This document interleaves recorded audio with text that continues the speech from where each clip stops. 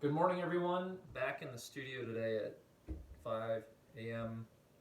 and there were some great comments on social media about the spacing between these two. And one of the comments from our friend Shauna was that the wolf looked like it was a coyote. It looked like a wolf proportionally for all the things associated with the wolf, but compared to the bear, it looked too small. And she was right. So when I got my measurement sheets out and compared measurements of past animals I've handled, she was spot on. The wolf was 30% smaller than it should be relative to the bear, and that's exactly the proportions of a coyote. So if you look here, I'll spin this around, and you'll be able to see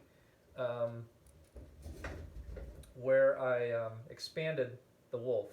I just added on layers of clay, proportionally pulled it up to try to get that size closer to what it ought to be relative to the bear. I also, later in the day, raised the head up because I thought it'd be more dynamic than a more straight-on gaze at the bear. But the bottom line is, now that I've changed this, it's changed everything else. And this is the thing about art, is it's all one whole. And if one thing doesn't work, nothing works. So an example is, now the wolf is taller than the bear. It implies that the bear is subordinate to the wolf. That's not the case. That's not what I want to convey. Just like the bear, when I realized it was a cause for me to go back and double check the measurements on the bear. The bear is distorted. Its body length should be about another 1.5 inches longer. But I'm okay with that distortion because it works with the design of the angle of the leg coming up, the curvature of the back coming over and bringing you back into the focal point of the bear's face. That being said, I'm going to have to distort this to make it work.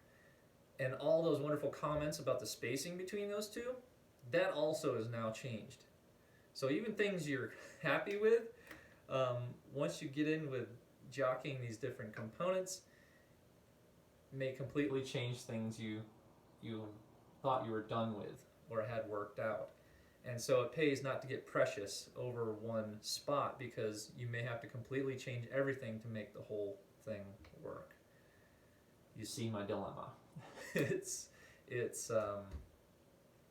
challenging and a bit frustrating, but the way I work, I don't work from photos per se, I work from memory, so I can change these things pretty quick.